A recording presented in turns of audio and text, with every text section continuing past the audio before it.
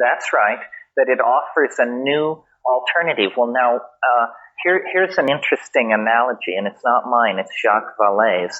But let's think, we've been talking so much today about the late Roman Empire. Here's another take on the late Roman Empire.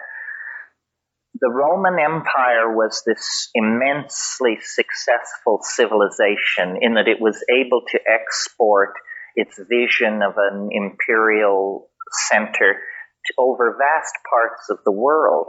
The problem with the Roman Empire was that it was an ethical disaster. First of all, it ran entirely on the backs of slaves. So anybody who starts talking to you about the grandeur that was Rome, should be reminded, the grandeur of Rome was, it was a bargain basement on 3 floors masquerading as a military brothel. It was not a great civilization. And what happened to Rome? Well, they had all these people inside the empire, among them Jews. And over there in Jerusalem, a long way from Rome, where communication was difficult, this story got loose among the Jews. And from the point of view of the Roman Imperium, the Jews were a barbarian people. I mean, they were Semites, and they had some strange religion and so forth and so on. They were looked upon, in other words, as primitives. And so, and if you were to have sat down to have dinner with a typical Roman bureaucrat of the Imperium, you would discover that the table talk would be all about democracy and atomism, Epicureanism, Stoicism, and skepticism. In other words, they were thoroughly modern people, and they thought they had very advanced bullshit detectors. And so then, it comes to the attention of this Roman noble that the house slaves, the kitchen boys, and the gardeners are all whispering and all excited about some Galilean magician who's running around the Eastern Mediterranean telling people that not only can he rise from the dead, but so can you. And a Roman sophisticate looking at this would say, these primitive, uneducated, colored people that we have to put up with, why don't these people step out of their own private Idaho and get with the program and study a little Greek philosophy? They're just superstitious. Well, hey, in a world where information moved no faster than a horse could gallop, within a century, these uneducated, superstitious people and their irrational religion of magical redemption were hammering at the gates of Rome. And a century after that, the emperor himself, a god, for political purposes, has to make Christianity the official religion of the empire. In other words, what happened was that political and technological and architectural accomplishments got way, way out in front of ethics.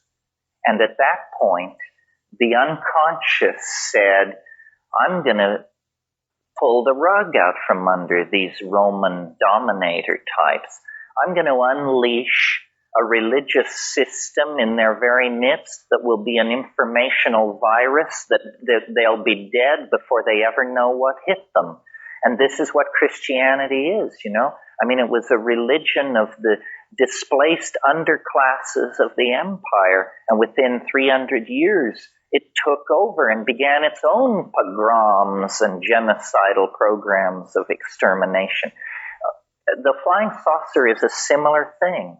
We have achieved great things in technology and in social organization and in scientific research, but like the late Roman Empire, ethics and morality have lagged far behind.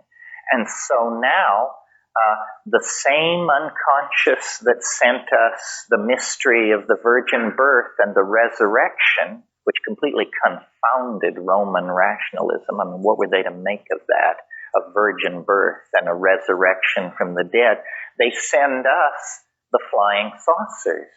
And the flying saucers are destroying the faith in the scientific control systems and managerial theories at the very center of our civilization, just as surely as the Roman Imperium was broken by this superstitious religion. So what it is that there is a force in this world, call it the unconscious, call it the cosmic giggle, call it whatever you want.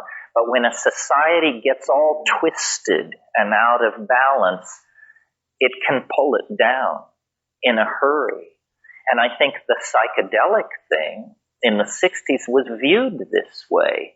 It's that the dominator society is incredibly fragile. I mean, that's why whenever you see somebody who has to pile up guns and guns and guns, it means that they're not terribly confident of their ability to keep control of the scene. And we have so many kinds of guns pointed at us: propaganda, social engineering, manipulation of the media. They do it all to us, and they still can barely keep ahead of it. They hate the spread of unreason. They hate psychedelic drugs. Hell, they don't even like people to work up a sweat on the dance floor. Anything which bespeaks anything other than ladylike and gentlemanlike, parlor-oriented, English upper-class behavior completely drives them into a swivet. And yet, they launch horror upon the world that makes anything the Roman Imperium undertook look like child's play. I mean, this stunt they pulled with Iraq, where they could kill, who knows, 100,000, 200,000. They don't even count the dead when they get pissed off. So that's why I think this archaic revival is in full throttle right now. I think the dominator model is doomed.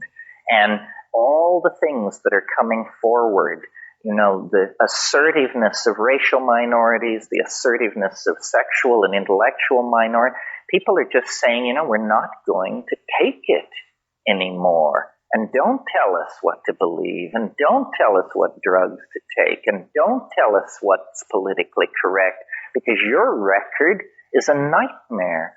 And this general discontent spreading through society is, I think, keeping a lot of these dominator types up late at night trying to figure what's going on. I mean, can you imagine being in charge of the planet as though, suppose you were the CEO of General Motors or something like that? I mean, every piece of data that crosses your desk says, you're in trouble, big trouble.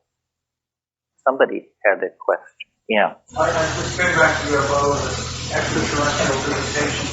Are you saying that these things are merely unconscious projections and have no objective? No, I'm saying they're coming from another dimension of some sort that actually has a plan for the human race that is larger than the plan of the people who seek to run this society. Their plan, it's a brilliant plan. Their plan is, let's keep everything as much the same as possible. I mean, since World War II, they have been at war with the future. They do not want to let the future happen. And of course, the future is building up like a log jam in a river. And what it means is when the future finally tears loose and overwhelms these structures that they have built, it's going to be more dramatic, more sudden, more violent than they could ever have dreamed of or imagined. The establishment, yeah. Who are they? The aliens are doing what? They want to protect us from this cataclysmic future? No, they're forcing the evolution of language. The real cataclysmic future does not lie in the propagation of the errors of industrial materialism. The real transformation of the future is built into the rocks, the ocean, the animals. It's not coming from human beings. The people who think they're running the world are dreaming. I'm completely convinced that no one is in control, and that this is very good news. Nobody is in control. Not the Communist Party, the Vatican, the World Bank. Nobody is in control. There may be groups who dream of controlling, but their frustration level must be approaching infinity at this point. Looks like all those radars on the highway. The radars not big. Yeah, that's right. Exactly. Yeah. For thousands of years, people went to the Eleusinian mystery, the dominant mystery called of the time, psychedelic days. And yet, during the Christian era, the entire thing was destroyed, so we hardly even know what happened there. Why did that happen? Was the Eleusinian Ramicles, were they somehow corrupted by Rome, were they taken over by Rome, or were they elitists, or what happened? No, this was a military event. Alaric the Visigoth and his folks were moving south through the Peloponnesius, and they were burning and destroying everything in their path. I mean, when we say that they burned Eleusis, it was in the act of burning Greece that they burned Eleusis. It was a case of military conquest. See, it wasn't, people think that these barbarians who invaded the Roman Empire were not Christian. Most of them were. They had converted to Christianity long before they breached the frontiers of the empire. So Alaric was not necessarily just a looter who was basically doing the Inquisition thing, burning and killing anybody who was not Christian. So that's Yeah, he was just prosecuting a military campaign in the classical manner. So therefore he killed all the priests? Yes, he killed the priests, he tore down the walls, he leveled it, in other words. Speaking of wars, you just want to make sure we know how to get profits by living by the time. That's right, scorched earth. The main thing is not to kill your enemies alone, making sure they can't set up. There's also colonization too. True, yeah.